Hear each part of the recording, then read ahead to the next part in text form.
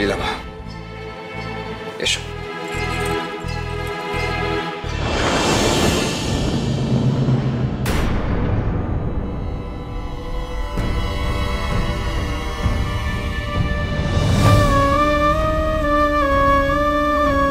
কি হলো লীলামা, এসো।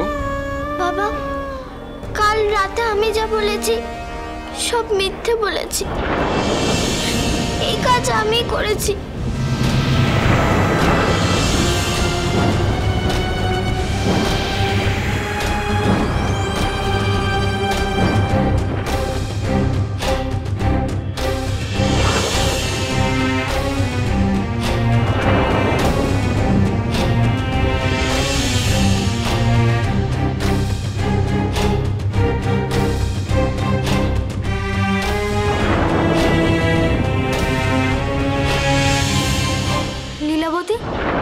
তুমি ভয় পেও না সই, আমি তো তোমার সঙ্গে ছিলাম, এখনো আছি।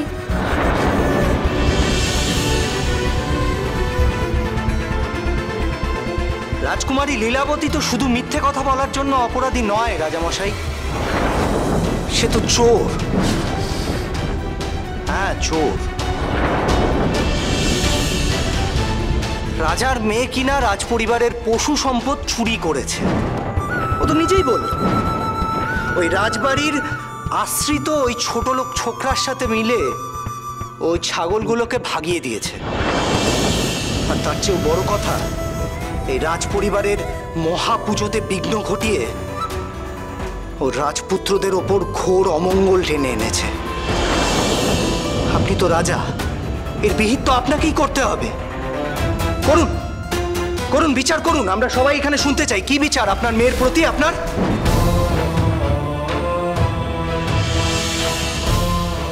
আমি জানি না, আমি কিচ্ছু জানি না, কিচ্ছু জানি না আমি।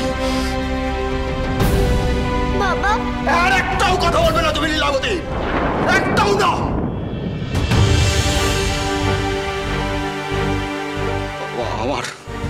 আমার স্নেহ, আমার বিশ্বাস, তোমাকে নিয়ে আমার এত লড়াই, তার তুমি এই প্রতিদান দিলে।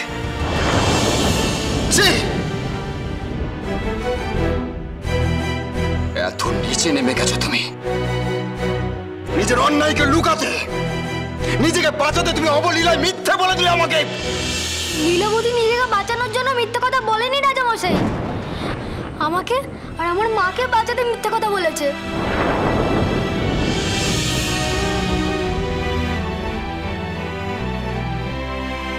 না না বাবা, ওদের সত্যি কোনো দোষ নেই। আমি ওই ছাগল দুটোকে ভাগিয়ে দিতে চেয়েছিলাম, আর মিহিরকেও আমি এসবে জোর করে জড়িয়েছি। কেন? কেন বলো, কেন? ওই অবলা জীব দুটোকে বাঁচানোর জন্য। কারোর প্রাণ বাঁচানো কেন পাপের, সেটা তো আমি এখনো বুঝতে পারছি না।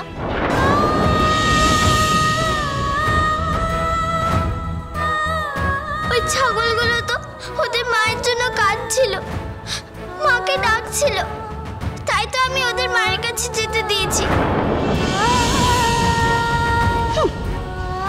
ওসব ভাবের কথা রাখো না। তুই ওই বলির পাঁঠাগুলোর কথা ভাবলি, আর নিজের ভাইগুলোর কথা একবারও ভাবলি না। আর এটা ভেবে দেখেছিস বলির পাঁঠাগুলোকে ভাগানোয় দেউলি মায়ের পায়ে যে বলি কাটে রক্ত উৎসর্গ করা হলো না, তার বেলায় এখন যদি আমাদের কুলদেবী রেগে গিয়ে আমার নাতিদের পাপ দেন, তখন তার দায় কে নেবে? তুই? কুলদেবীর মাও তো মাই, আমাদের মা। ওই ছাগলগুলো তো সববার।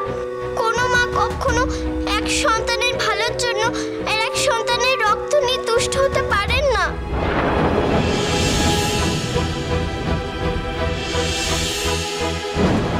হ্যাঁ গো ঠাকুমা, বিশ্বাস করো, এইভাবে জীবন্ত প্রাণ কেটে রক্তারক্তি বন্ধ করলে পাপ হয় না, পুণ্য হয়। আমি যা করেছি দেউলি মা খুশি হবেন, আর দেখো ভাইদেরও দুহাত ভরে আশীর্বাদ করবেন।